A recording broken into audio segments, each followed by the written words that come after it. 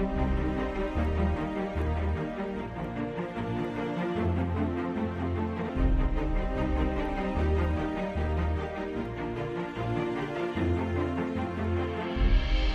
to the Global Missions Inc. podcast. Today's episode features Andy Snoke. Praise the Lord. Praise the Lord. Good to be here tonight. രാത്രി കാലം ഇവിടെ ആയിരിക്കുന്നതിൽ വളരെ സന്തോഷിക്കുന്നു. ರಾತ್ರಿ ವೇಳೆಯಲ್ಲಿ ನಿಮ್ಮ ಮಧ್ಯದಲ್ಲಿ ಆಗಿರುವುದರಲ್ಲಿ ಬಹಳ ಸಂತೋಷವುಳ್ಳವನಾಗಿದ್ದೇನೆ. So if you're listening in tonight, we greet you with a warm greeting from India. ആമീൻ. ഇന്ത്യയിൽ നിന്നും ഉള്ള ആമീൻ പ്രിയപ്പെട്ടവർക്ക് ഉള്ള വന്ദനങ്ങളെ ആമീൻ അറിയിക്കുവാനും ഉള്ളതായ ഒരു സമയമായി ഞാൻ ഇത് കണക്കാക്കുന്നു. ಭಾರತ ದೇಶದಲ್ಲಿರುವ ನಮ್ಮೆಲ್ಲರ ವಂದನೆಗಳನ್ನು ಈ ಸಮಯದಲ್ಲಿ ತಿಳಿಸುತ್ತಿದ್ದೇನೆ. How many have heard the story of the prodigal son? ഇവിടെ ഇരിക്കുന്ന നിങ്ങൾ എത്ര പേർ ആമീൻ നഷ്ടപ്പെട്ടു പോയ മകൻ അല്ലെങ്കിൽ മുടിയൻ പുത്രൻ എന്ന് നാം പറയുന്ന കഥ എത്ര പേർ കേട്ടിട്ടുണ്ട്? ಎಷ್ಟು ಜನರಿಗೆ ಕಳೆದು ಹೋದ ತಪ್ಪಿ ಹೋದ ಮಗನ ಕುರಿತಾಗಿ ತಿಳುವಳಿಕೆ ಇದೆ, ಅರಿವಿದೆ? Well, not every hand is up. എല്ലാ കൈകളും ഉയർത്തപ്പെട്ടിട്ടില്ല. എല്ലാ കൈകളും മേಲಕ್ಕೆ എത്തಲ್ಪಡಲಿಲ್ಲ. I decided if every hand went up, I would just sit down and the meeting would be over.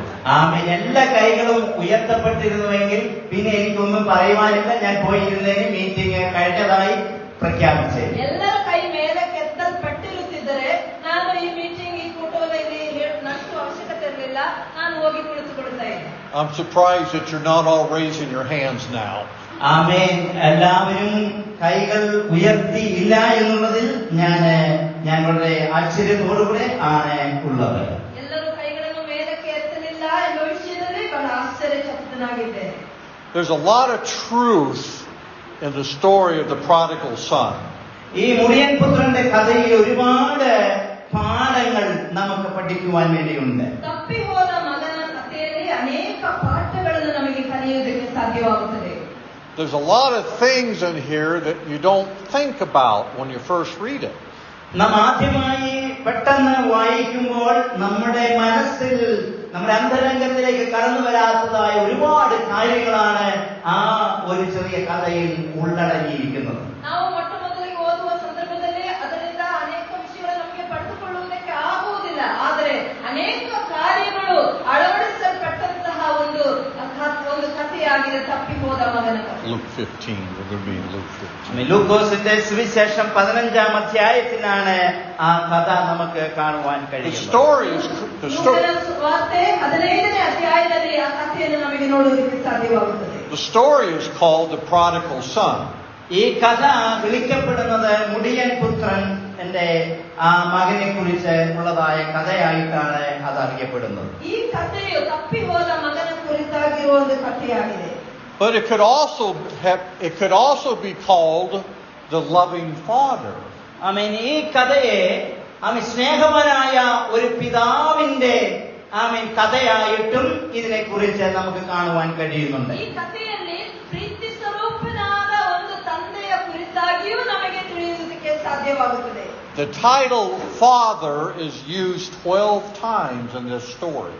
ആമേൻ. ഈ കഥയിൽ പിതാവ് എന്ന് പറയുന്ന സംബോധന പല പ്രാവശ്യം ആവർത്തിച്ച് ഉപയോഗിച്ചിരിക്കുന്നത് നമുക്ക് കാണുവാൻ കഴിയുന്നുണ്ട്. ಈ ಕಥೆಯಲ್ಲಿ ತಂದೆ ಎಂಬ ಆ ಒಂದು ಸಂಬೋಧನೆಯನ್ನು ಹಲವಾರು ಸಾರಿ ಉಪಯೋಗಿಸಿರುವುದನ್ನು ನಮಗೆ ನೋಡುವುದಕ್ಕೆ ಸಾಧ್ಯವಾಗುತ್ತದೆ.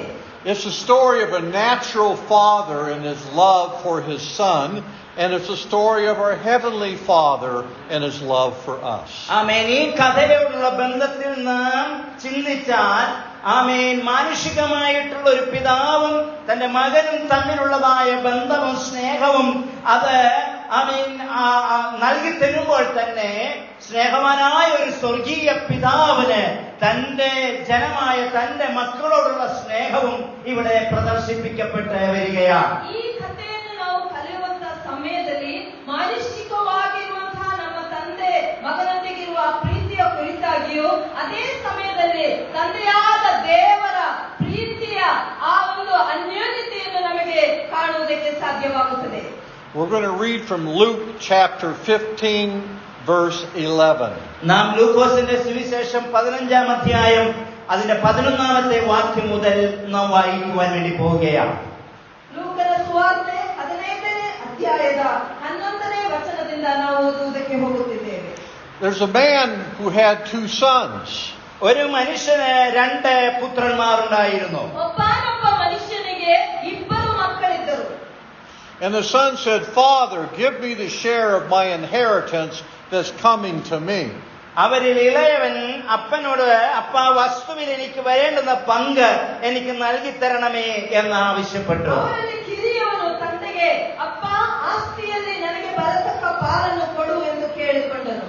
Now, when you get an inheritance, it's always after somebody dies. ആമേൻ. ഒരു പിതൃവകാശം നമുക്ക് കൈമാറ്റം ചെയ്യപ്പെട്ട് ലഭിക്കുന്നത് എല്ലായ്പ്പോഴും ഒരു പിതാവ് അല്ലെങ്കിൽ ഒരു വ്യക്തി മരണപ്പെട്ടതിന് ശേഷമാണ് അവകാശം കൈമാറ്റം ചെയ്യപ്പെടുന്നത്. ಒಂದು ಪಿತೃ ಅವಕಾಶ ಅಥವಾ ಬಾಧ್ಯತೆ ಅದನ್ನು ನಾವು ಹೊಂದಿಕೊಳ್ಳುವುದು ತಂದೆ ಆ ವ್ಯಕ್ತಿ ಮರಣ ಹೊಂದಿದ ನಂತರ ಹೊಂದಿಕೊಳ್ಳುವುದಕ್ಕೆ ಸಾಧ್ಯವಾಗುವಂತದ್ದು. So this is like the son telling the father, "Father, I wish you were dead." ആമേൻ. ഇത് യഥാർത്ഥത്തിൽ നാം ചിന്തിച്ചാൽ മകൻ അപ്പനോട് പറയുന്നതാണ് എന്ന് എനിക്ക് തോന്നിപ്പോവുകയാണ്. അപ്പ, നീ അങ്ങ് എത്രയും പെട്ടെന്നൊന്ന് മരിച്ചാൽ നല്ലതായിരുന്നു. ಇಲ್ಲಿ ಮಗ ತಂದೆಯೊಂದಿಗೆ ಹೀಗೆ ಹೇಳುತ್ತಾನೆ ಎಂಬ ಆಲೋಚನೆ ನನಗೆ ಬರ್ತಾ ಇದೆ. ತಂದೆ ಎಷ್ಟು ಬೇಗ ನನಗೆ ಮರಣ ಹೊಂದುವುದಕ್ಕೆ ಆಗುತ್ತದೋ ಅಷ್ಟು ಬೇಗ ಮರಣ ಹೊಂದು ಎಂಬ ರೀತಿಯಲ್ಲಿ. He was an ungrateful, unthankful, rebellious son. ആമേൻ. വളരെ മത്സരിയായ, നന്ദികെട്ട, ആമേൻ, ഹല്ലേലൂയ, ആമേൻ, സ്നേഹിക്കപ്പെടാൻ കഴിയാത്ത ഒരു പുത്രനെയാണ് ഈ ഭാഗത്ത് അനാവരണം ചെയ്ത് നമുക്ക് നൽകപ്പെടുന്നത്. ಇಲ್ಲಿ ಈ ಪುತ್ರನು ಅವನು ಮತ್ಸರ ಬುದ್ಧಿ ಇರುವಂತಹ, ಕೃತಜ್ಞತೆ ಇಲ್ಲದಂತಹ ಒಬ್ಬ ವ್ಯಕ್ತಿಯಾಗಿ ನಮಗೆ ನೋಡುವುದಕ್ಕೆ ಸಾಧ್ಯವಾಗುತ್ತದೆ.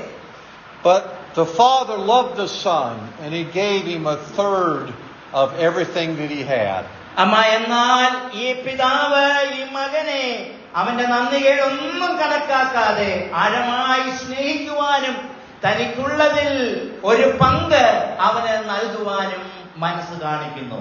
ಈ ತಂದೆಯು ತನ್ನ ಮಗನು ತನ್ನೊಂದಿಗೆ ಮಾಡುತ್ತಿರುವಂತಹ ಈ ಒಂದು ವಿಷಯದಲ್ಲಿ ಅವನ ಕೃತಜ್ಞತೆ ಇಲ್ಲದೆ ಇರುವಂತಹ ಈ ಒಂದು ವಿಷಯದಲ್ಲಿ ಯಾವುದೇ ವಿಷಯವಾಗಿ ಬೇಸರ ಪಡದೆ ತನ್ನ ಮಗನಿಗೆ ಬೇಕಾಗಿರುವ ಪಾಲನ್ನು, ಒಂದು ಅಂಶವನ್ನು ಆತನಿಗೆ ಕೊಡುತ್ತಿದ್ದಾನೆ.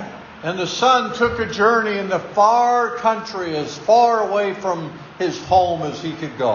ആമേൻ. തനിക്ക് പോകാവുന്നതിൽ വെച്ച് ഏറ്റവും അകലേക്ക് തന്റെ പ്രിയപ്പെട്ടവരെയും തന്റെ കുടുംബത്തെയും എല്ലാം വിട്ടേച്ചിട്ട് ഈ മകൻ ദൂരവിദേശത്തേക്ക് യാത്രയാവുകയാണ്. ಈ ಮಗನು ತನ್ನ ತಂದೆಯನ್ನು, ತಂದೆ ಮನೆಯಲ್ಲಿರುವ ಎಲ್ಲರನ್ನು ಬಿಟ್ಟು ಬಹಳ ದೂರ ದೇಶಕ್ಕೆ ಹೊರಟು ಹೋಗುತ್ತಿದ್ದಾನೆ. Sometimes you would try to run away from God as far as you can go, but God still knows where you are. ആമേൻ. ചില സന്ദർഭങ്ങളിൽ നാം നമ്മുടെ ജീവിതത്തിൽ പിതാവായ ദൈവത്തിൽ നിന്ന് എത്ര അകലേക്ക് പോകാമോ അത്രയധികം അകലെ പോകുവാൻ ആഗ്രഹിക്കുന്നവരാണ്. എന്നാൽ ഞാൻ പറയട്ടെ, നാം എത്ര അകലെ പോയാലും നമ്മെ അറിയുന്ന ഒരു ദൈവമാണ് സ്നേഹവാനായ നമ്മുടെ പിതാവ്. ಹಲವು ಸಂದರ್ಭಗಳಲ್ಲಿ ನಮ್ಮ ಜೀವಿತದಲ್ಲಿ ನಮ್ಮ ತಂದೆಯಾದ ದೇವರನ್ನು ಬಿಟ್ಟು ಎಷ್ಟು ಮಾತ್ರ ದೂರಕ್ಕೆ ಹೋಗುವುದಕ್ಕೆ ಸಾಧ್ಯವಾಗುತ್ತದೋ ಅಷ್ಟು ಮಾತ್ರ ದೂರಕ್ಕೆ ಹೋಗುವ ಅವಸ್ಥೆಗಳು ನಮ್ಮ ಜೀವಿತದಲ್ಲಿ ಬರುತ್ತದೆ. ಆದರೂ ಅಲ್ಲಿಯೂ ನಮ್ಮನ್ನು ನೋಡುವ ನಮ್ಮ ತಂದೆಯಾದ ದೇವರು ನಮ್ಮ ಜೊತೆಯಲ್ಲಿದ್ದಾರೆ. And at first he had many friends. ഒന്നാമതായി വീട് വിട്ടുപോയ ഇവനെ തേടി ഇവന്റെ ചുറ്റുപാട് ഒരുപാട് സുഹൃത്തുക്കൾ, സ്നേഹിതർ വന്നുകൂടി. ಮೊದಲನೇದಾಗಿ ಮನೆ ಬಿಟ್ಟು ಹೋದ ಈ ವ್ಯಕ್ತಿಯ ಹತ್ತಿರ ಅನೇಕ ಸ್ನೇಹಿತರಿರುವುದನ್ನು ನಮಗೆ ನೋಡುವುದಕ್ಕೆ ಸಾಧ್ಯವಾಗುತ್ತದೆ. Because he had money in his pocket, he could make friends. ആമേൻ. അവന്റെ പോക്കറ്റിൽ ധാരാളം കാശുണ്ടായിരുന്നു. അതുകൊണ്ട് തന്നെ അവൻ അനേക സുഹൃത്തുക്കളെ ലഭിച്ചു. ಅವನ ಆ ಜೋಬಿನಲ್ಲಿ ತುಂಬಾ ಹಣವಿದ್ದ ಕಾರಣದಿಂದಾಗಿ ಅನೇಕ ಸ್ನೇಹಿತರನ್ನು ಪಡೆದುಕೊಳ್ಳುವುದಕ್ಕೆ ಅವನಿಗೆ ಸಾಧ್ಯವಾಯಿತು. And the world would love you as long as you are like the world. ആമേൻ. നാം ലോകത്തെ പോലെ ജീവിക്കുന്ന കാലത്തോളം ലോകം നിന്നെ സ്നേഹിക്കുവാനും ഇടയായി തീരുമെന്നുള്ള പരമ സത്യമാണ് ഇവിടെ വെളിപ്പെട്ടു വരുന്നത്. ನಾವು ಲೋಕವನ್ನು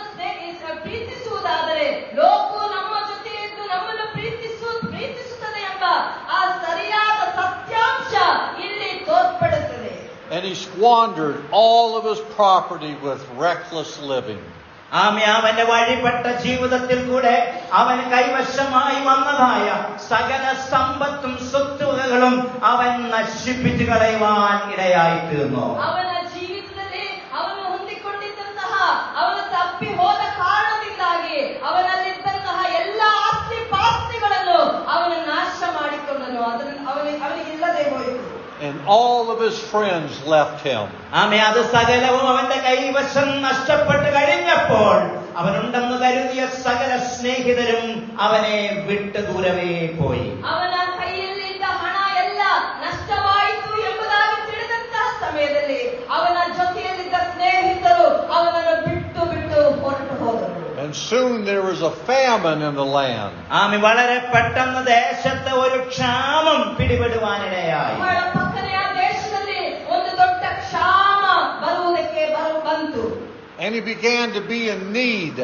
ആ ക്ഷാമത്തിന്റെ മധ്യത്തിങ്കലെല്ലാം നഷ്ടപ്പെട്ട ഇവന്റെ ജീവിതത്തിൽ പലതരത്തിലുള്ള ആവശ്യങ്ങൾ കടന്നു വരുവാൻ ആരംഭിച്ചു. ആ ಒಂದು ಕ್ಷಾಮ ಬಂದಂತ ಸಮಯದಲ್ಲಿ ಎಲ್ಲ ನಷ್ಟವಾಯಿತು ಎಂಬಂತಹ ಒಂದು ಅವಸ್ಥೆಯಲ್ಲಿ ಅವನಿಗೆ ಅನೇಕ ಅವಶ್ಯಕತೆಗಳು ಅವನ ಮುಂದೆ ಬಂತು.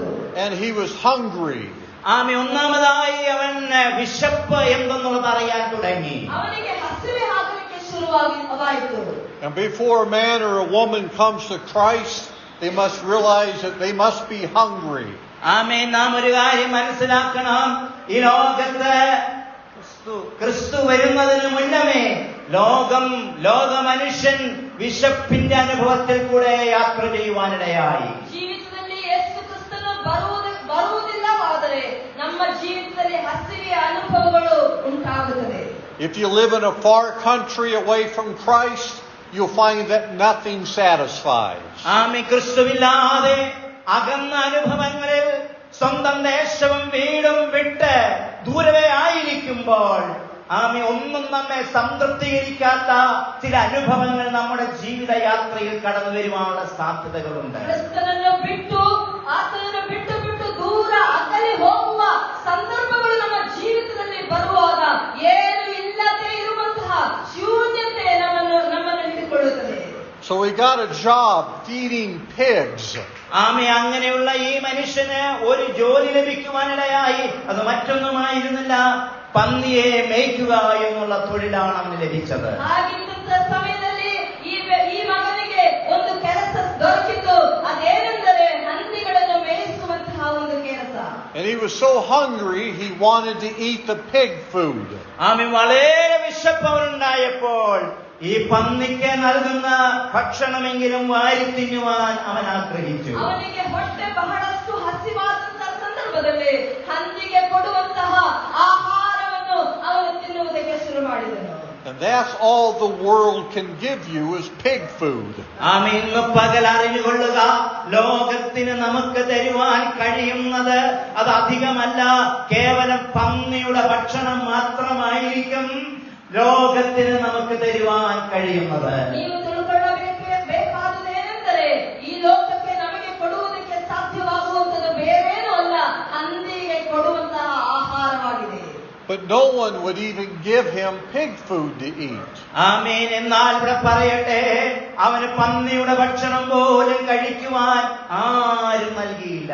ಆದರೆ ಇಲ್ಲಿ ನಾನು ಹೇಳುವುದೇನೆಂದರೆ ಅವನಿಗೆ ಹಂದಿಗೆ ಕೊಡುವ ಆಹಾರವನ್ನು ಸಹ ಅವನಿಗೆ ಹಸಿವಾದ ಸಂದರ್ಭದಲ್ಲಿ ಯಾರು ಕೊಡಲಿಲ್ಲ. But the Bible says he finally came to himself. തിരുവചനം ഇപ്രകാരം പറയുകയാണ്, അവസാനത്തിങ്കൽ അവൻ സുബോധത്തിലേക്ക് മടങ്ങി വന്നു. ದೇವರ ವಚನ ಹೇಳುತ್ತಿದೆ ಕೊನೆಗೆ ಆತನು ತಿರುಗಿ ಬಂದನು ಎಂಬುದಾಗಿ. That means he repented. He changed his mind. അതിനർത്ഥം അവൻ അനുദപിച്ചു, അവന്റെ മനസ്സിനെ അവൻ പരിവർത്തനത്തിന് വിധേയമാക്കി തീർത്തു എന്നുള്ളതാണ്. ಅದರ ಅರ್ಥವೇನೆಂದರೆ ಅವನು ಅನುತಾಪದ ಹೃದಯ ಅವನಿಗೆ ಬಂದ ಕಾರಣದಿಂದ ಅವನು ತಿರುಗಿ ಬಂದನು ಎಂಬುದಾಗಿ ನಾವು ನೋಡುತ್ತೇವೆ. And when we come to the Lord, we must repent and change our mind. പ്രിയമുള്ളവരെ, കർത്തൃസന്നിധിയിലേക്ക് നാം ഓരോരുത്തരും അടുത്തു വരുമ്പോൾ നമ്മുടെ മനസ്സിന് രൂപാന്തരം സംഭവിച്ചവരായി, നമ്മുടെ കാഴ്ചപ്പാടുകൾക്ക് മാറ്റം വരുത്തിയവരായി, അനുതാപമുള്ള ഒരു ഹൃദയത്തോടെ അവന്റെ സന്നിധിയിലേക്ക് നാം അടുത്തു വരുവാനിടയായി തീരണം. ನಾವು ದೇವರ ಸನ್ನಿಧಾನಕ್ಕೆ ಬರುವಂತ ಸಮಯದಲ್ಲಿ ನಮ್ಮ ತಪ್ಪನ್ನು ಒಪ್ಪಿದವರಾಗಿ ಒಂದು ರೂಪಾಂತರದ ಅನುಭವದೊಂದಿಗೆ ದೇವರ ಸನ್ನಿಧಾನಕ್ಕೆ ನಾವು ಬರುವವರಾಗಿರಬೇಕು. Repentance is not something you just do one time. It's a process the rest of your life. അനുദപിക്കുക എന്ന് പറയുന്നത് കേവലം ഒരു പ്രാവശ്യം നിങ്ങളുടെ ജീവിതത്തിൽ സംഭവിക്കുന്നതായ ഒരു കാര്യമല്ല.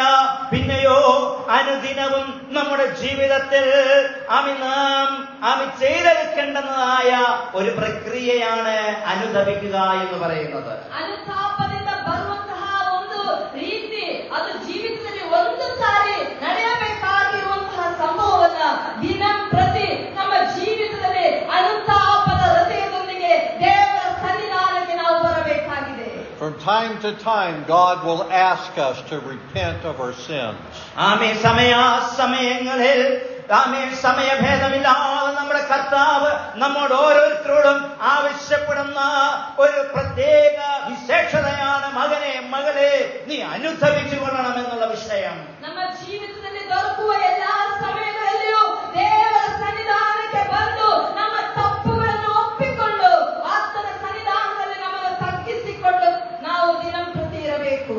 And he said, how many of my father's hired servants have more than enough bread, but I perish here with hunger?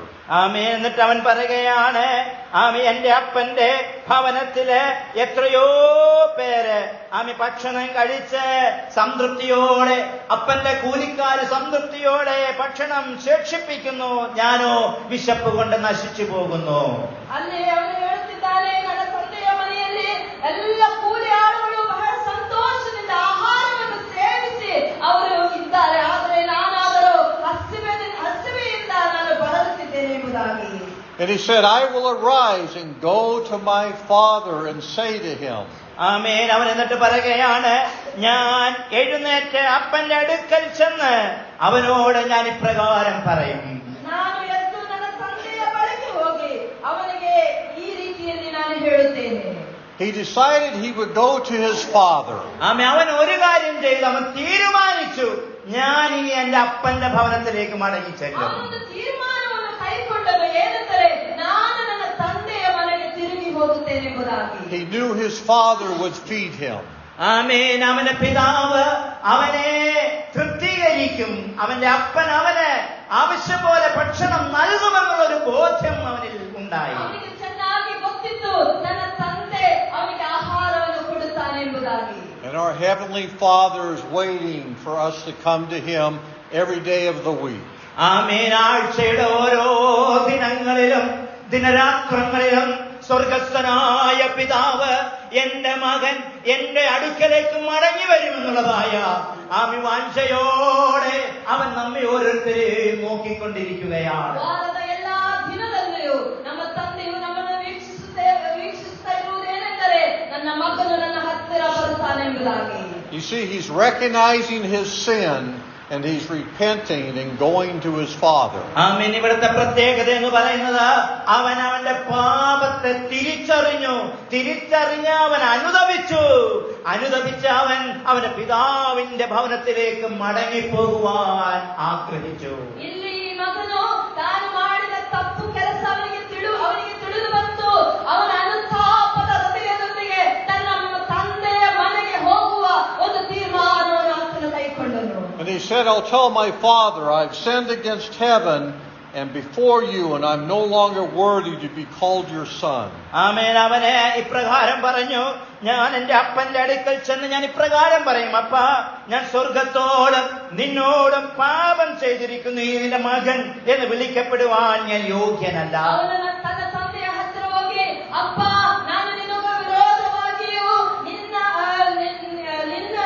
ಪರಲೋಕಕ್ಕೆ ವಿರೋಧವಾಗಿಯೂ ಪಾಪ ಮಾಡಿದ್ದೇನೆ, ನಾನು ಇನ್ನು ನಿನ್ನ ಮಗನೆನಿಸಿಕೊಳ್ಳುವುದಕ್ಕೆ ಯೋಗ್ಯನಲ್ಲ ಎಂಬುದಾಗಿ ಹೇಳುತ್ತಿದ್ದಾನೆ. He said, I'm going to tell my father to treat me as one of your hired servants. അവൻ ഇപ്രകാരം പറയുകയാണ്, ആമേൻ നിന്റെ ദാസന്മാരെ ആമേൻ ചിലർക്കെങ്കിലും നീ ചെയ്യുന്നത് പോലെ, നീ ട്രീറ്റ് ചെയ്യുന്നത് പോലെ, നൽകുന്നത് പോലെ നീ എന്നെയും കൈക്കൊള്ളുകയും ചിലതെങ്കിലും എനിക്കും നൽകി തരണമേ എന്നവൻ പറയുകയാണ്. ಅವನು ತನ್ನ ತಂದೆಯೊಂದಿಗೆ ನಿನ್ನ ಕೂಲಿ ಆಳುಗಳಲ್ಲಿ ಒಬ್ಬನಂತೆ ನನ್ನನ್ನು ನೋಡು, ನನ್ನನ್ನು ಮಾಡು ಎಂಬುದಾಗಿ ತನ್ನ ತಂದೆಯೊಂದಿಗೆ ಆತನು ಬೇಡಿಕೊಳ್ಳುತ್ತಿದ್ದಾನೆ. In Jewish households, there were 3 levels of servants. യഹൂദ കുടുംബ പശ്ചാത്തലങ്ങളില് നാം പരിശോധിച്ചാൽ 3 രീതിയിലുള്ളതായ കൂലിവേലക്കാരെ, ദാസന്മാരെ കാണുവാൻ കഴിയാറുണ്ട്.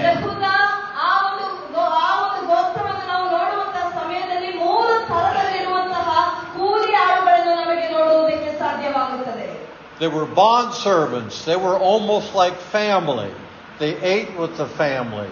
They could do business on behalf of the family.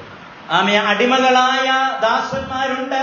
അവർക്ക് ഈ വീട്ടുടമസ്ഥനോട്, വീട്ടുകാരോട് ചേർന്ന് നിന്ന് ജീവിക്കുവാനും ഭക്ഷിക്കുവാനും അവർ നടത്തുന്ന ബിസിനസ് കാര്യങ്ങളിലൊക്കെയും ഇടപെടുവാനുള്ളതായ സാവകാശമുണ്ട്. ಅಲ್ಲಿ ಹುಟ್ಟಿ ಬೆಳೆದಂತಹ ಗುಲಾಮರಾಗಿರುವ ದಾಸರಿದ್ದಾರೆ.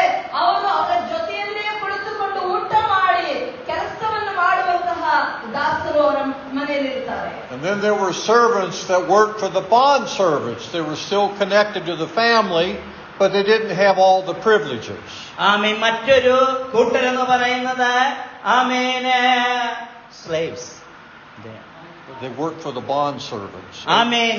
വീട്ടിൽ ജനിച്ച് വളർത്തപ്പെട്ടതായ അടിമകൾക്ക് സേവ ചെയ്യുന്നതായ മറ്റൊരു വിഭാഗവുമുണ്ട്. ಅವರ ಮನೆಯಲ್ಲಿ ಇನ್ನೊಂದು ತರದ ಕೂಲಿ ಆಳುಗಳಿದ್ದಾರೆ, ದಾಸರಿದ್ದಾರೆ. ಅವರೇ ಹೇಗೆಂದರೆ ಅಲ್ಲಿ ಹುಟ್ಟಿ ಬೆಳೆದು ಆ ದಾಸರಾಗಿ ಕೆಲಸ ಮಾಡುವವರಿಗೆ ಸೇವೆ ಮಾಡುವಂತಹ, ಅವರಿಗೆ ಕೆಲಸ ಮಾಡಿಕೊಡುವಂತಹ ಕೂಲಿ ಆಳುಗಳು. And the third class was hired servants.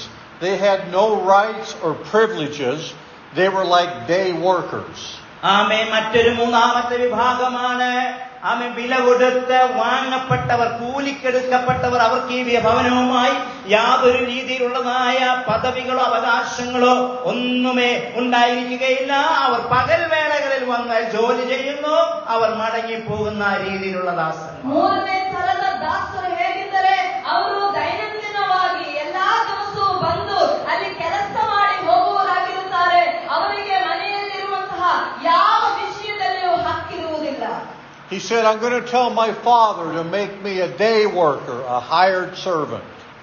ഈ മകൻ പറയുകയാണ്, ഈ 3ാം തരത്തിൽപ്പെട്ട കൂലിക്കെടുക്കപ്പെട്ട പകൽ സമയങ്ങളിൽ വന്ന് സേവ ചെയ്ത് മടങ്ങിപ്പോകുന്ന, മറ്റൊരു തരത്തിൽ പറഞ്ഞാൽ ആ ഭവനവുമായി യാതൊരു ബന്ധത്തിനും അർഹതയില്ലാത്ത ഒരു ദാസനായി എന്നെ സ്വീകരിക്കണമേ എന്ന് ഞാൻ അപേക്ഷിക്കുന്നു. ഈ മകന് തന്റെ ತಂದೆಯೊಂದಿಗೆ ಬೇಡಿಕೊಳ್ಳುವುದೇನೆಂದರೆ, ನಿನ್ನ ಕೂಲಿ ಆಳುಗಳಲ್ಲಿ ದೈನಂದಿನವಾಗಿ ಹಗಲು ಸಮಯದಲ್ಲಿ ನಿನ್ನ ಮನೆಯಲ್ಲಿ ಬಂದು ಕೂಲಿ ಕೆಲಸ ಮಾಡುವಂತಹ ಆ ಕೂಲಿ ಆಳುಗಳಲ್ಲಿ ಒಬ್ಬನಂತೆ ನನ್ನನ್ನು ನೀನು ಕಂಡುಕೊಳ್ಳಬೇಕು ಎಂಬುದಾಗಿ ಅವನು ಕೇಳಿಕೊಳ್ಳುತ್ತಿದ್ದಾನೆ.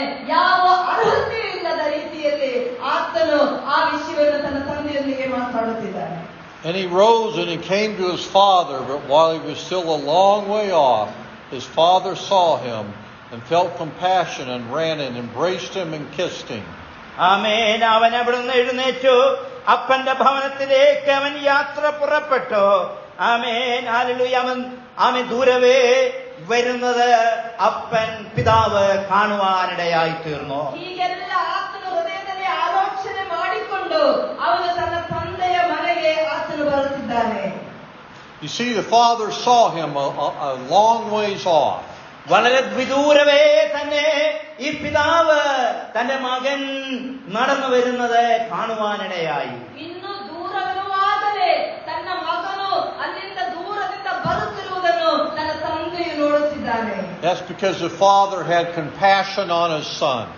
പിതാവിന് തന്റെ പുത്രനോട് ദയയും കരുണയും ഉണ്ടായിരുന്നത് കൊണ്ടാണ് ആ മകനെ അവൻ കാണുവാനിടയായത്. ಯಾಕೆಂದರೆ ತನ್ನ ತಂದೆಗೆ ತನ್ನ ಮಗನ ವಿಷಯದಲ್ಲಿ ಕನಿಕರವೂ ದಯೆಯೂ ಇದ್ದ ಕಾರಣದಿಂದಾಗಿ ಅವನು ಇನ್ನು ದೂರದಲ್ಲಿ ಇರುವಾಗಲೇ ತನ್ನ ಮಗನು ಬರುವುದನ್ನು ಅವನಿಗೆ ನೋಡುವುದಕ್ಕೆ ಸಾಧ್ಯವಾಗಿರುವಂತದ್ದು. Just like our Father has compassion on us.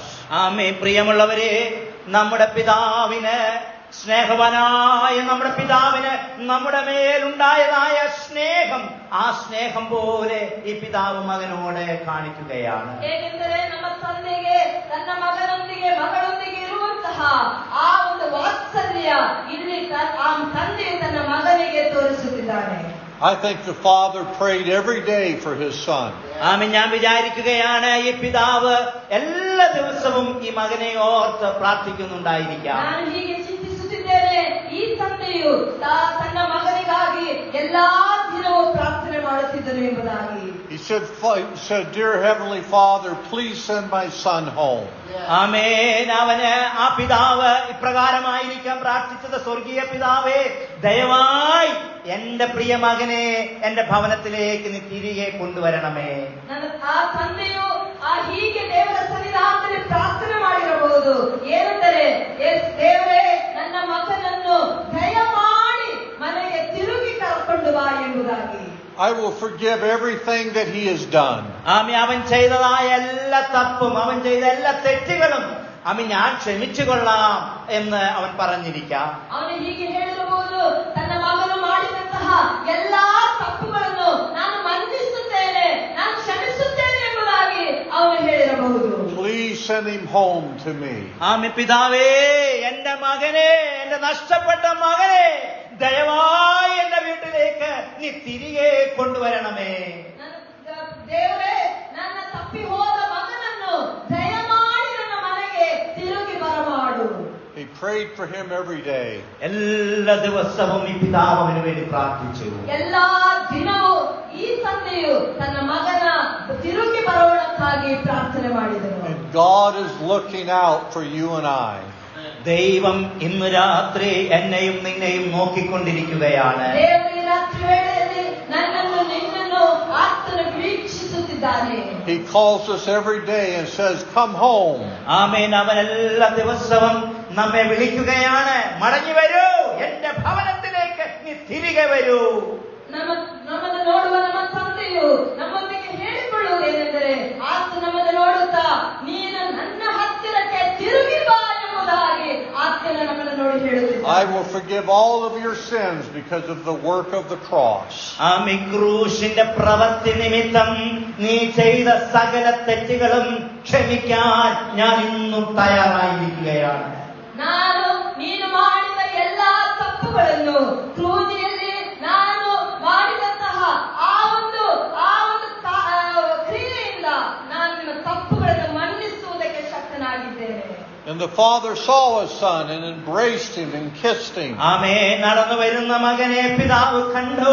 പിതാവ് ഓടി അവന്റെ അടുക്കൽ വന്നു, അവനെ പുണർന്നു, അവനെ ചുംബിക്കുവാനിടയായി തീർന്നു. ನಡೆದು ಬಂದಂತಹ ಅವನ ಮಗನನ್ನು ತನ್ನ ತಂದೆಯು ಓಡಿ ಹೋಗಿ ಕೊರಳಲ್ಲಿ ಅಪ್ಪಿಕೊಂಡು ಅವನಿಗೆ ಮುದ್ದಿಟ್ಟನು. And the son begins to give his speech.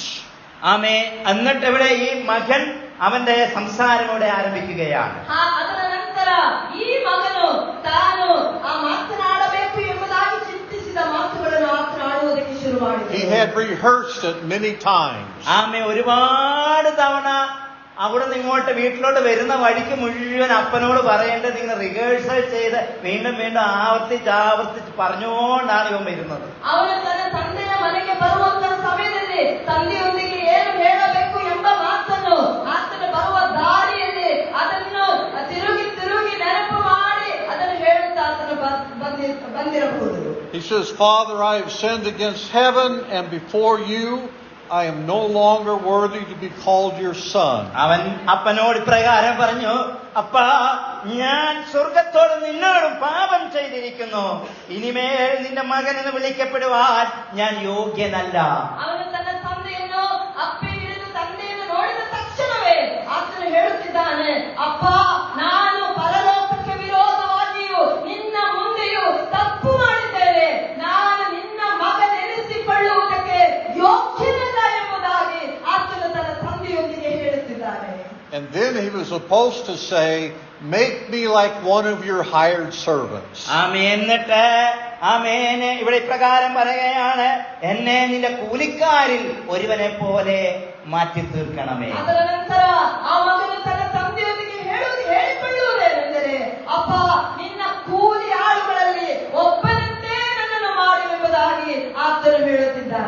But the father interrupted him.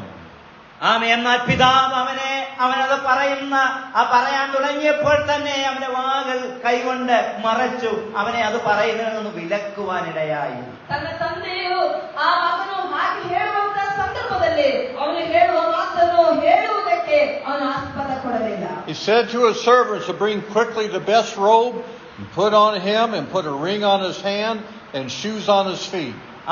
അപ്പൻ തന്റെ ദാസന്മാരോട് എന്നിട്ട് ഇപ്രകാരം പറഞ്ഞു, വേഗം മേൽത്തരമായ അങ്കി കൊണ്ടുവന്ന് ഇവനെ ധരിപ്പിക്കുക, ഇവന്റെ കൈക്ക് മോതിരവും കാലിന് ചെരുപ്പും അവനെ ഇടുവിപ്പി അവനെ ഇട്ടുകൊടുക്കുക എന്ന് ഇവിടെ ആവശ്യപ്പെടുകയാണ്. ತನ್ನ ಆಳುಗಳೊಂದಿಗೆ ಅವನಿಗೆ ಶ್ರೇಷ್ಠವಾದ ನಿಲುವಂಗಿಯನ್ನು ತಟ್ಟನೆ ತಂದು ಅವನಿಗೆ ತೊಡಿಸಿರಿ, ಅವನ ಕೈಗೆ ಉಂಗುರವನ್ನು ಕಾಲಿಗೆ ಜೋಡು ಹಾಕಿರಿ ಎಂಬುದಾಗಿ ಹೇಳುತ್ತಿದ್ದಾರೆ. Now why did he say put a ring on his hand? എന്തുകൊണ്ടാണ് അവന്റെ വിരലിൽ ഒരു മോതിരമിടുവാൻ വേണ്ടി ഇവിടെ പറഞ്ഞത്? ಯಾಕಾಗಿ ಅವನ ಬೆರಳಿಗೆ ಉಂಗುರ ಹಾಕಬೇಕು ಎಂಬುದಾಗಿ ಹೇಳಿರುವಂತದ್ದು. Now in that time a ring was something that was an ornament, something that looks nice. ആ കാലഘട്ടങ്ങളിലെ ഈ മോതിരം എന്ന് പറയുന്നത് ഒരു ആഭരണമാണ്. അത് വളരെ കാണാൻ ഭംഗിയുള്ളതുമാണ്. ಆ ಕಾಲದಲ್ಲಿ ಈ ಉಂಗುರ ಎಂಬುದಾಗಿ ಹೇಳುವಂತ ಸಮಯದಲ್ಲಿ ಅದು ಆಭರಣವಾಗಿದೆ, ಅದು ನೋಡುವುದಕ್ಕೆ ಬಹಳ ಸುಂದರವಾಗಿರುವಂತಹ ವಿಷಯವಾಗಿದೆ. But the ring meant you belong to that family. എന്നാൽ ഈ ആഭരണം, ഈ മോതിരം എന്ന് പറയുന്നത് അർത്ഥമാക്കുന്നത് നീ ഈ വീട്ടിൽ അവകാശപ്പെട്ടവനാണ് എന്നുള്ള വിഷയമാണ്. ಈ ಉಂಗುರ ಏನು ಅರ್ಥ ಮಾಡಿ ಕೊಡುತ್ತದೆ ಎಂಬುದಾಗಿ ಹೇಳುವಾಗ ಈ ಮನೆಯ ಒಬ್ಬ ವ್ಯಕ್ತಿ ಎಂಬುದಾಗಿ ಈ ಉಂಗುರ ತೋರಿಸುತ್ತದೆ. If the father was going to buy some land or sell land, ഒരു പിതാവ് അല്പം ഭൂമി വാങ്ങുവാൻ വേണ്ടി തയ്യാറാകുമ്പോൾ ಒಂದು ತಂದೆಯು ಒಂದು ವಸ್ತು ಸ್ಥಳವನ್ನು ಖರೀದಿಸಿಕೊಳ್ಳುವುದಕ್ಕಾಗಿಯೋ ಅಥವಾ ಅದನ್ನು ಮಾರುವುದಕ್ಕಾಗಿಯೋ ತಯಾರಾಗುವ ಸಂದರ್ಭದಲ್ಲಿ they would make a contract and put wax at the bottom of it and use the ring to seal it. അവര് ആ വസ്തു വിൽപ്പന വാങ്ങലുമായി ബന്ധപ്പെട്ട് ഒരു എഗ്രിമെന്റിൽ അവർ എത്തിച്ചേരുകയും എഴുതപ്പെട്ട എഗ്രിമെന്റിൽ ആ മോതിരം വിരലിൽ നിന്ന് ഊരി അതൊരു സീല് പോലെ ആ എഗ്രിമെന്റിൽ കുത്തുവാനും ഇടയായിത്തീരും. ಅವರು ಆ ಕಾಲದಲ್ಲಿ ಈ ಸ್ಥಳವನ್ನೆಲ್ಲ ಖರೀದಿಸಿಕೊಳ್ಳುವಾಗ ಅದನ್ನು ಮಾರುವ ಸಂದರ್ಭದಲ್ಲಿ ಅವರ ಕೈಯಲ್ಲಿರುವಂತಹ ಉಂಗುರವನ್ನು ಅವರು ತೆಗೆದು ಅದನ್ನು ಸೀಲ್ ಆ ಎಗ್ರಿಮೆಂಟ್ ಸಮಯದಲ್ಲಿ ಅದನ್ನು ಸೀಲ್ ಮಾಡುವಂತಹ ಒಂದು ವಿಷಯ ಆ ಕಾಲದಲ್ಲಿತ್ತು. By giving him a ring, he was telling him, you have the authority to be my son. അവന് മോതിരമൂരി കയ്യിലിട്ട് കൊടുക്കുക വഴി ആ പിതാവ് അവിടെ പറയുവാൻ ആഗ്രഹിച്ച വ്യക്തമാക്കിയ വിഷയം എന്ന് പറഞ്ഞാൽ, എന്റെ അവകാശങ്ങൾക്കും എന്റെ സമ്പത്തുകൾക്കും ഇന്നു മുതൽ നീ അവകാശിയായി വീണ്ടും തീർന്നിരിക്കുന്നു. ആ ഉംഗുര തന്ന ತಂದೆಯು ತನ್ನ ಮಗನಿಗೆ ಹಾಕಿಕೊಟ್ಟಂತ ಸಂದರ್ಭದಲ್ಲಿ ಅದು ಹೇಳುವುದೇನೆಂದರೆ, ಇವತ್ತಿನಿಂದ ನೀನು ನನ್ನ ಮನೆಗೂ ಮನೆಯ ಎಲ್ಲಾ ಆಸ್ತಿ ಪಾಸ್ತಿಗಳಿಗೂ ನೀನು ಬಾಧ್ಯತೆಯುಳ್ಳವನಾಗಿರುತ್ತಿ ಎಂಬುದಾಗಿದೆ. You see, the son was willing to be a servant, but his father wanted him to be a son. നോക്കണമേ, കേവലം കൂലിക്കാരനായി വീട്ടിനകത്തുനിന്ന് കയറി പറ്റിയാൽ മതിയെന്ന് കൊതിച്ചു വന്ന ഇവനെ പിതാവ് ഭവനത്തിന്റെ അവകാശിയാക്കി തിരികെ കയറ്റുന്ന മനോഹര ചിത്രമാണ് ഇവിടെ രേഖപ്പെടുത്തിയിരിക്കുന്നത്. ತನ್ನ ತಂದೆಯ ಮನೆಗೆ ಬಂದು ತನ್ನ ಅವರ ತಂದೆಯ ಕೂಲಿ ಆಳುವಲ್ಲಿ ಒಬ್ಬನಂತೆ ಮಾಡಬೇಕು ಎಂಬುದಾಗಿ ಕೇಳಿಕೊಂಡ ಆ ಮಗನನ್ನು ತನ್ನ ಮಗನಾಗಿ ತಿರುಗಿ ಸ್ವೀಕರಿಸಿದ ಒಂದು ಒಳ್ಳೆಯ ಒಂದು ವಿಷಯವನ್ನು ನಮಗೆ ಅಲ್ಲಿ ನೋಡುವುದಕ್ಕೆ ಸಾಧ್ಯವಾಗುತ್ತದೆ. And when you and I are willing to come to our Heavenly Father and make ourselves a servant, God is ready to make you a son. ഞാനും നീയും നമ്മുടെ സ്വർഗീയ പിതാവിന്റെ സന്നിധിയിലേക്ക്, പാദപീഠത്തിലേക്ക് ഒരു കൂലിക്കാരനെ പോലെ എന്നെ സ്വീകരിക്കണമേ എന്ന് പറഞ്ഞ് അടുത്തു വരുമ്പോൾ യാതൊരു ഭാവഭേദവുമില്ലാതെ നമ്മെ അവന്റെ അവകാശികളായി മക്കളായി നമ്മെ ചേർക്കുന്ന ദൈവത്തിന്റെ മഹാകൃപയും സ്നേഹവുമാണ് നമുക്ക് കാണുവാൻ കഴിയുന്നത്. ನಾವು ನಮ್ಮ ತಂದೆಯಾದ ದೇವರ ಹತ್ತಿರಕ್ಕೆ ಬರುವುದು ಕೂಲಿಯಾಳಾಗಿ ನನ್ನನ್ನು ಸ್ವೀಕರಿಸು ಎಂಬುದಾಗಿ ಕೇಳಿಕೊಂಡು ಬರುವಂತಹ ಸಂದರ್ಭದಲ್ಲಿ ನಮ್ಮ ತಂದೆಯು ನಮ್ಮನ್ನು ಕೂಲಿಯಾಳಾಗಿ ಅಲ್ಲ ತನ್ನ ಮಕ್ಕಳಾಗಿ ಆತನು ನಮ್ಮನ್ನು ಸ್ವೀಕರಿಸುತ್ತಾ ಆತನು ನಮ್ಮನ್ನು ಸೇರಿಸಿಕೊಳ್ಳುವ ಆತನಾಗಿದ್ದಾನೆ. You see, with God, you can be a servant and a son at the same time. ആമേൻ. ദൈവത്താൽ നമുക്കൊരു ദാസനുമായി തീരാം, നമുക്കൊരു പുത്രനുമായി തീരാം ഒരേ സമയത്തിൽ തന്നെ. ಒಂದೇ ಸಮಯದಲ್ಲಿ ಒಂದು ದಾಸನಾಗಿಯೂ ಮಗನಾಗಿಯೂ ನಮಗೆ ದೇವರ ಸನ್ನಿಧಾನದಲ್ಲಿ ಇರಬಹುದು. And if you want to be a son of God, you've got to learn to be a servant of God. ആമേൻ. ദൈവപുത്രനായി തീരുവാൻ നിങ്ങൾ ആഗ്രഹിക്കുന്നുവെങ്കിൽ ദൈവത്തിന്റെ ദാസന്മാരായി തീരുവാനും നാം പഠിക്കേണ്ടത് ആവശ്യമാണ്. ದೇವರ ಮಕ್ಕಳಾಗಿ ನಾವು ಬದಲಾಗಬೇಕಾದರೆ ಮೊದಲು ನಾವು ಮಾಡಬೇಕಾದದ್ದು ದಾಸರಾಗಿ ನಾವು ದೇವರ ಹತ್ತಿರ ಬರಬೇಕು. And he put shoes on his feet. He put the Father put amen. shoes അവന്റെ on his feet. കാൽപാദങ്ങളിൽ അവൻ ചെരുപ്പ് ഇടിപ്പിച്ചു. ಅವನ ಕಾಲುಗಳಿಗೆ ಅವನ ಜೋಡನ್ನು ಹಾಕಿದರು. You see, in the Father's home, he had shoes for all of his sons. ആമേൻ. ഓർക്കുക, നമ്മുടെ പിതാവിന്റെ ഭവനത്തിൽ അവന്റെ സകല മക്കൾക്കുമായി അവൻ ഷൂ പോലും കരുതി വെച്ചിട്ടുണ്ട്. ನೀವಿಲ್ಲಿ ನೋಡಿರಿ, ನಮ್ಮ ತಂದೆಯ ಮನೆಯಲ್ಲಿ ಅವನ ಮಕ್ಕಳಿಗಾಗಿ ಜೋಡುಗಳನ್ನು ಅಥವಾ ಮೆಟ್ಟುಗಳನ್ನು ಸಹ ಆತನು ಇಟ್ಟಿದ್ದಾನೆ ಎಂಬುದಾಗಿ. He says, bring the fatted calf and kill it and let us eat and celebrate. ആമേൻ. തടിപ്പിച്ച കാളക്കുട്ടിയെ കൊണ്ടുവന്ന് അറുപ്പേൻ, നാം ഇന്ന് തിന്ന് ആനന്ദിക്കാം എന്ന് പിതാവ് പറഞ്ഞു. ತಂದೆಯು ಅಲ್ಲಿ ಆಡುಗಳಿಗೆ ಹೇಳುವುದೇನೆಂದರೆ, ಕೊಪ್ಪಿಸಿದ ಕರುವನ್ನು ತಂದು ಕೊಯ್ಯಿರಿ, ನಮಗೆ ಹಬ್ಬ ಮಾಡೋಣ ಎಂಬುದಾಗಿ. He said, my son was dead and he's alive again. ആമേൻ. എന്റെ മകൻ മരിച്ചവനായിരുന്നു, എന്നാൽ അവൻ വീണ്ടും ജീവനുള്ളവനായി തീർന്നിരിക്കുന്നു. ನನ್ನ ಮಗನು ಸತ್ತು ಹೋಗಿದ್ದನು, ಆದರೆ ಇವತ್ತು ಅವನು ಬದುಕಿ ತಿರುಗಿ ಬಂದನು. He was lost and now he's found. അവൻ കാണാതെ പോയവനായിരുന്നു, എന്നാൽ ഇപ്പോൾ അവനെ കണ്ട് കിട്ടിയിരിക്കുന്നു. ಅವನು ಪೋಲಿ ಹೋಗಿದ್ದನು, ಆದರೆ ಈಗ ಸಿಕ್ಕಿದನು. All of us have been lost at one time in our life. പ്രിയമുള്ളവരെ, നാം എല്ലാവരും നമ്മുടെ ജീവിതത്തിലെ ഏതെങ്കിലുമൊക്കെ ഒരു സന്ദർഭങ്ങളിൽ നഷ്ടപ്പെട്ടു പോയവരാണ്.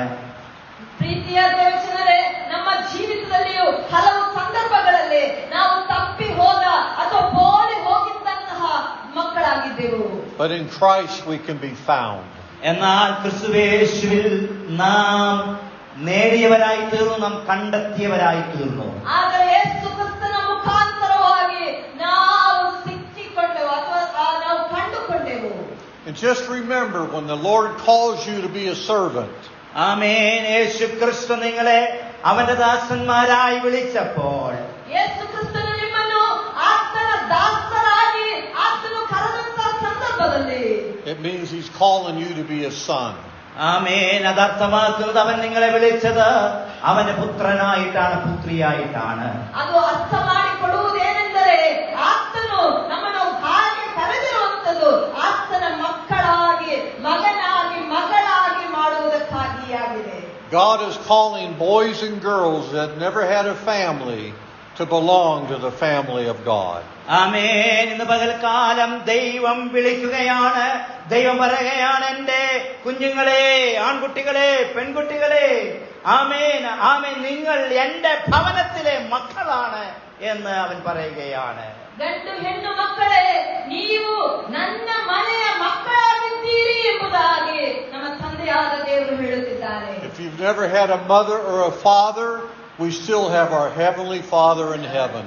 ആമേൻ. ഇന്ന് പകൽക്കാലം എന്നെ ശ്രവിക്കുന്ന ഏതെങ്കിലും വ്യക്തികൾ അവരുടെ ജീവിതത്തിൽ ഒരു പിതാവോ മാതാവോ ഇല്ലാത്ത വേദനയിൽ കൂടെ കടന്നു പോകുന്നവരാണ് എങ്കിൽ, ഇന്ന് പകൽക്കാലം നിങ്ങൾക്ക് വേണ്ടി സ്വർഗത്തിലുള്ള ഒരു നല്ല പിതാവിനെ കാണുവാൻ നിങ്ങളുടെ കണ്ണുകൾ തുറക്കപ്പെടുമാറാകട്ടെ. ಇವತ್ತು ನನ್ನನ್ನು ಕೇಳುತ್ತಿರುವ ನಿಮ್ಮಲ್ಲಿ ಯಾರಿಗಾದರೂ ಈ ಭೂಲೋಕದಲ್ಲಿ ನಮಗೆ ಇರುವಂತಹ ತಂದೆ ತಾಯಿ ಇಲ್ಲದೆ ಇರುವುದಾದರೆ ನೀವು ಬೇಸರಗೊಳ್ಳಬೇಡಿರಿ. ಯಾಕೆಂದರೆ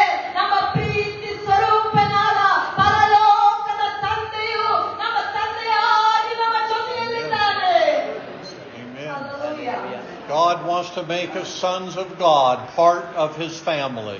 ആമേൻ. ദൈവം ഇന്ന് പകൽക്കാലം നമ്മെ അവന്റെ പുത്രന്മാരും പുത്രിമാരുമാക്കി തീർത്ത് അവന്റെ കുടുംബത്തിന്റെ അവന്റെ ഭവനത്തിന്റെ അംശികളാക്കി തീർക്കുവാൻ ആഗ്രഹിക്കുകയാണ്. ഈ രാത്രിവേളയിൽ നമ്മನ್ನು ಆತನ ಮಗನಾಗಿ ಮಗಳಾಗಿ ಆತನನ್ನು ಮಾಡಿ ಆತನ ಕುಟುಂಬದ ಅಂಶಗಳಾಗಿ ಆತನು ನಮ್ಮನ್ನು ಮಾಡುವುದಕ್ಕಾಗಿ ಇಷ್ಟಪಡುತ್ತಿದ್ದಾನೆ. The Lord said to seek first the kingdom of God and His righteousness, and then everything else will be added unto you. നമ്മുടെ കർത്താവ് പ്രകാരം പറയുവാനിടയായി തീർന്നു മുന്നമേ എന്റെ രാജ്യവും നീതിയും നിങ്ങൾ അന്വേഷിക്കുവേൻ, അതോടുകൂടെ സകലവും ഞാൻ നിങ്ങൾക്ക് നൽകിത്തരും. യേശുക്രിസ്തു ಹೇಳ್ತಿದ್ದಾನೆ, ಮೊದಲು ನನ್ನ ನೀತಿಗಾಗಿ ರಾಜ್ಯಕ್ಕಾಗಿ ತವಕಪಡಿರಿ, ಅದರ ಜೊತೆಯಲ್ಲಿ ಸಕಲವು ನಿನಗೆ ದೊರೆಯುತ್ತದೆ ಎಂಬುದಾಗಿ. That means to get your priorities right. ആമേൻ. അത് നമ്മുടെ ജീവിതത്തിലെ മുൻഗണനകളെ ശരിയായ നിലയിൽ കൊണ്ടുവന്നു തരുവാൻ ഇടയായി തീരും.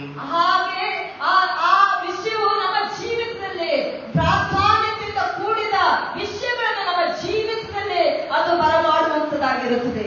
Lots of men and women want to be something great. ആമേൻ. അനേക സ്ത്രീ പുരുഷന്മാർക്ക് ഈ കാലഘട്ടത്തിൽ അവരുടെ ജീവിതത്തില് മഹാന്മാരും മഹതികളുമായി തീരുവാനുള്ള ആഗ്രഹമാണ്, വലിയവരായി തീരുവാൻ അവർ ആഗ്രഹിക്കുകയാണ്. ಅನೇಕ ಹೆಂಗಸರು ಗಂಡಸರು ಅವರ ಜೀವಿತದಲ್ಲಿ ಈ ಲೋಕದಲ್ಲಿ ಅವರು ಇರುವಂತಹ ಸಮಯದಲ್ಲಿ ಅವರಿಗೆ ಹೇಗಾದರೂ ದೊಡ್ಡ ದೊಡ್ಡ ಮನುಷ್ಯರಾಗಿ ಅವರು ಬದಲಾಗಬೇಕು ಎಂಬುದಾಗಿರುವ ಆಸೆಯೊಂದಿಗೆ ಇರುವವರಾಗಿರುತ್ತಾರೆ.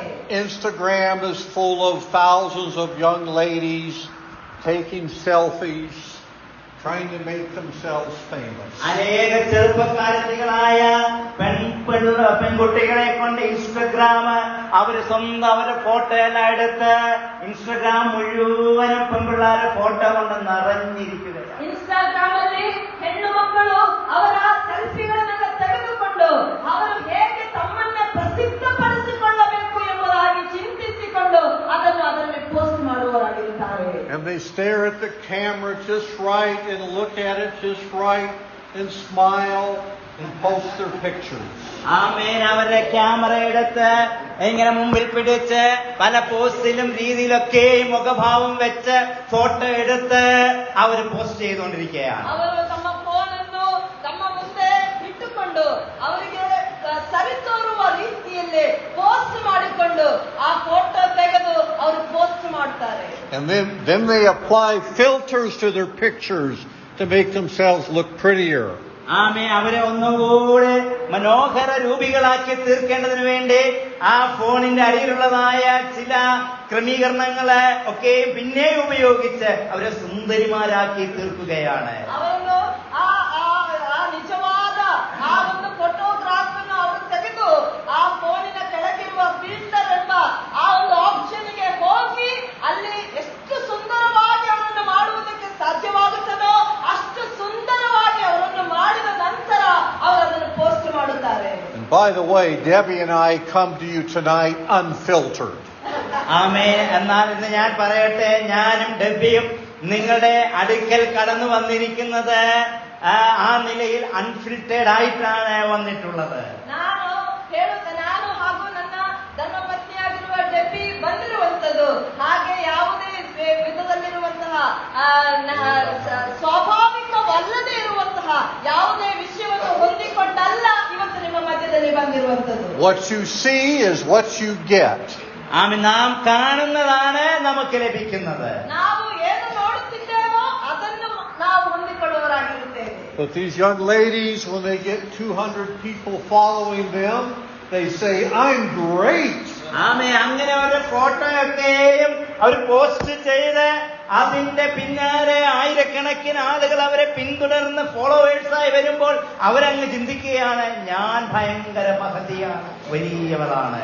ಹಾಗೆ ಈ ಹೆಣ್ಣು ಮಕ್ಕಳು ಅವರ ಪೋಸ್ಟ್ ಅನ್ನು ಇನ್ಸ್ಟಾಗ್ರಾಮ್ ಅಲ್ಲಿ ಹಾಕುವಂತ ಸಂದರ್ಭದಲ್ಲಿ 200ಕ್ಕಿಂತಲೂ ಹೆಚ್ಚು ಜನರು ಅವರ ಫಾಲೋವರ್ಸ್ ಆಗಿ ಬರುವಂತಹ ಸಮಯದಲ್ಲಿ ಈ ಹೆಣ್ಣು ಮಕ್ಕಳು ಚಿಂತಿಸುತ್ತಿದ್ದಾರೆ, ನಾನು ಏನೋ ಒಂದು ದೊಡ್ಡ ಸಂಭವ ಅಥವಾ ಒಂದು ವಿಷಯ ಆಗಿದ್ದೇನೆ ಎಂಬುದಾಗಿ ಅವರು ಚಿಂತೆ ಮಾಡುತ್ತಾರೆ. I'm beautiful. I'm important.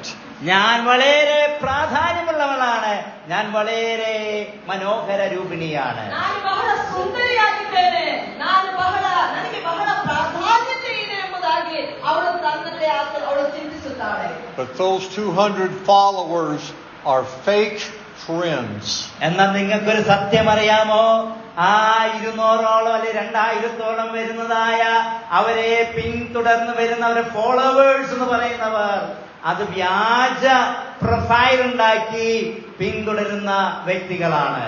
ನಿಮಗೆ ಗೊತ್ತಿದೆಯೋ, ಈ ಹೆಣ್ಣು ಮಗಳನ್ನು ಅವರ ಫೋಟೋ ಲೈಕ್ ಮಾಡಿ ಅವರನ್ನು ಹಿಂಬಾಲಿಸುವ ಫಾಲೋವರ್ಸ್ ಅವರು ನಿಜವಾದ ಸ್ನೇಹಿತರಲ್ಲ ಎಂಬುದಾಗಿ, ಫಾಲೋವರ್ಸ್ ಅಲ್ಲ ಎಂಬುದಾಗಿ ನಮಗೆ ಅರ್ಥ ಮಾಡಿಕೊಳ್ಳುವುದಕ್ಕೆ ಸಾಧ್ಯ. Just like the prodigal son learned, the world will turn its back on you.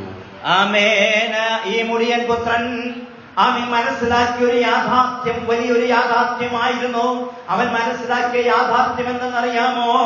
ലോകം അത് സത്യമല്ല, ലോകത്തിന്റെ സ്നേഹിതർ അവർ വ്യാജമാണ് എന്നുള്ള പരമാർത്ഥ സത്യം അവൻ തിരിച്ചറിഞ്ഞു. ತಪ್ಪಿಹೋದ ಮಗನು ಅವನ ಜೀವಿತ ಅನುಭವದಿಂದ ಅವನಿಗೆ ಅರ್ಥ ಮಾಡಿಕೊಳ್ಳುವುದಕ್ಕೆ ಸಾಧ್ಯವಾಯಿತು. ಏನೆಂದರೆ ಈ ಲೋಕದಲ್ಲಿರುವ ಸ್ನೇಹಿತರು ಅವರು ನಿಜವಾದ ಸ್ನೇಹಿತರಲ್ಲ, ಬದಲಾಗಿ ಅವರು ವ್ಯಾಜ್ಯ ಸ್ನೇಹಿತರು ಎಂಬುದಾಗಿ ಅವನ ಜೀವಿತ ಅನುಭವದಿಂದ ಅವನಿಗೆ ತಿಳಿದುಕೊಳ್ಳುವುದಕ್ಕೆ ಸಾಧ್ಯವಾಯಿತು. And to be great in God's kingdom, you have to become the servant of all. ആമേൻ. സ്വർഗരാജ്യത്തിന് നിങ്ങൾ പ്രയോജനമുള്ളവരായി തീരണമെങ്കിൽ നാം ദാസന്മാരായി തീരേണ്ടത് ആവശ്യമാണ്. ಪರಲೋಕದ ಬಾಧ್ಯತೆಯನ್ನು ಹೊಂದಬೇಕಾಗಿರಬೇಕಾದರೆ ನೀವು ಮೊದಲು ದಾಸರಾಗಿ ದೇವರ ಹತ್ತಿರಕ್ಕೆ ಬರಬೇಕಾಗಿದೆ. Just like the prodigal son came to the father and said, "Just make me a servant." ആമേൻ. ആ മുടിയൻ പുത്രൻ സ്വന്തം ഭവനത്തിൽ വന്ന് പിതാവിനോട് പറഞ്ഞതുപോലെ, അപ്പ വേറെ ഒന്നും എനിക്കാകണ്ട, നിന്റെ കൂലിക്കാരിൽ ഒരുത്തനെ പോലെ മാത്രം എന്നെ നീ ഒന്ന് കാണണമേ. ಹೇಗೆ ತಪ್ಪಿ ಹೋದ ಮಗನು ತನ್ನ ತಂದೆಯ ಹತ್ತಿರ ಅವನು ಬಂದು, ಅಪ್ಪ ನಿನ್ನ ಕೂಲಿ ಆಳುಗಳಲ್ಲಿ ಒಬ್ಬನಂತೆ ನನ್ನನ್ನು ಮಾಡು ಎಂಬುದಾಗಿ ಬೇಡಿಕೊಂಡರು, ಅದೇ ರೀತಿಯಲ್ಲಿ ನಮ್ಮ ತಂದೆಯಾದ ದೇವರ ಹತ್ತಿರಕ್ಕೆ ನಾವು ಬರಬೇಕಾಗಿದೆ. And the father was ready to make him a son. ആമേൻ. അവനെ വീണ്ടും തന്റെ സ്നേഹപുത്രനാക്കി മാറ്റുവാൻ ആ പിതാവ് തയ്യാറായി. ಅಂತಹ ಸಂದರ್ಭದಲ್ಲಿ ನಮ್ಮ ತಂದೆಯಾದ ದೇವರು ಅವನನ್ನು ತನ್ನ ಪ್ರೀತಿಯ ಮಗನಾಗಿ ಆತನ ಸ್ವೀಕರಿಸಿಕೊಳ್ಳುವ ಆತನಾಗಿರುತ್ತಾನೆ. Let's stand for just a moment. ഒരു നിമിഷം നമുക്ക് എല്ലാവർക്കും എഴുന്നേറ്റ് ಒಂದು നിൽക്കാം. ನಿಮಿಷ ನಮಗೆಲ್ಲರಿಗೂ ಎದ್ದು ನಿಂತುಕೊಳ್ಳೋಣ. Perhaps we all know the Lord tonight. ആമേൻ. ഒരുപക്ഷെ നമുക്ക് എല്ലാവർക്കും കർത്താവിനെ ഈ രാത്രി അറിയുന്നവരാണ്. ನಮ್ಮ ಜೀವಿತದಲ್ಲಿ ರಾತ್ರಿ ವೇಳೆಯಲ್ಲಿ ನಮ್ಮ ಕರ್ತನಾದ ದೇವರನ್ನು ನಾವು ಅರ್ಥ ಮಾಡಿಕೊಂಡವರಾಗಿರಬಹುದು. But if you want to humbly come to the Lord and say, "Make me a servant," you come forward tonight and we're going to pray with you. ആമേൻ. എന്നിരുന്നാൽ പോലും ഇന്ന് രാത്രി ആരെങ്കിലും കർത്താവേ എന്നെ നിന്റെ ഒരു ദാസനാക്കി, എന്നെ നിന്റെ ഒരു ദാസയാക്കി ഒന്ന് തീർക്കണമേ എന്നുള്ളതായ ഒരു പുനഃപ്രതിഷ്ഠ, ഒരു തീരുമാനം നിങ്ങൾ എടുക്കുവാൻ തയ്യാറാകുന്നുവെങ്കിൽ മടി കൂടാതെ ആ ഒരു സമർപ്പണത്തോടും പുതിയൊരു തീരുമാനത്തോടും ഈ പുൽപ്പിറ്റിന്റെ മുമ്പിലേക്ക് നിങ്ങൾ പ്രാർത്ഥനയോടെ കടന്നു വന്നാട്ടെ. ಈ ರಾತ್ರಿ ವೇಳೆಯಲ್ಲಿ ದೇವರ ಆತ್ಮನು ನಿಮ್ಮೊಂದಿಗೆ ಒಡನಾಡಿ ಒಂದು ಪುನರ್ ಪ್ರತಿಷ್ಠೆಯನ್ನು ತೆಗೆದುಕೊಳ್ಳುವುದಕ್ಕೆ ನಾನು ಸಿದ್ಧನಾಗಿದ್ದೇನೆ ಸ್ವಾಮಿ, ನಿನ್ನ ಸನ್ನಿಧಾನಕ್ಕೆ ನಾನು ಬರುತ್ತಾ ಇದ್ದೇನೆ ಎಂಬ ಒಂದು ತೀರ್ಮಾನವನ್ನು ಕೈಗೊಳ್ಳುವ ದೇವರ ಮಕ್ಕಳು ಮುಂದಕ್ಕೆ ಪುಲ್ಪಿಟಿನ ಹತ್ತಿರ ಬರುವುದಾದರೆ ನಾವು ನಿಮಗಾಗಿ ಪ್ರಾರ್ಥನೆ ಮಾಡುವವರಾಗಿರುತ್ತೇವೆ. If you feel like you've been in a faraway country, you can come home tonight. ആമേൻ. നിങ്ങളാരെങ്കിലും ഞാൻ ഭവനം വിട്ട് ദൂരദേശത്ത് പോയിരിക്കുന്നു എന്നുള്ള ചിന്ത നിങ്ങളെ മഥിക്കുന്നുണ്ടെങ്കിൽ ഇന്ന് രാത്രി ഭവനത്തിലേക്ക്, ഭവനാങ്കണത്തിലേക്ക് കാലുകൾ ചവിട്ടിക്കയറി വരുവാൻ സ്വർഗത്തിലെ പിതാവ് നിങ്ങളുടെ ജീവിതത്തിൽ ഒരു അവസരം ഇതാ ഒരുക്കി തരികയാണ്. ಇವತ್ತು ರಾತ್ರಿ ವೇಳೆಯಲ್ಲಿ ನಿಮ್ಮ ಮನಸ್ಸನ್ನು ನೀವು ಹೀಗೆ ಚಿಂತಿಸುವುದಾದರೆ, ದೇವರೇ ನಿನ್ನ ಹತ್ತಿರದಿಂದ ನಾನು ದೂರಕ್ಕೆ ಹೋಗಿದ್ದೇನೆ ಸ್ವಾಮಿ, ಇವತ್ತು ನಾನು ನಿನ್ನ ಹತ್ತಿರಕ್ಕೆ ಬರುವುದಕ್ಕಾಗಿರುವಂತಹ ಒಂದು ತೀರ್ಮಾನವನ್ನು ಕೈಗೊಂಡಿದ್ದೇನೆ ಎಂಬುದಾಗಿ ನೀವು ತೀರ್ಮಾನಿಸಿರುವುದಾದರೆ ಕರ್ತನಾದ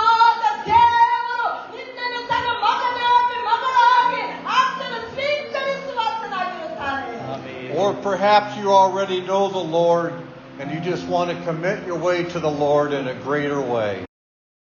If you would like more information about the moving of God's Spirit or resources for your spiritual life, please visit our website at www.globalmissionsinc.org.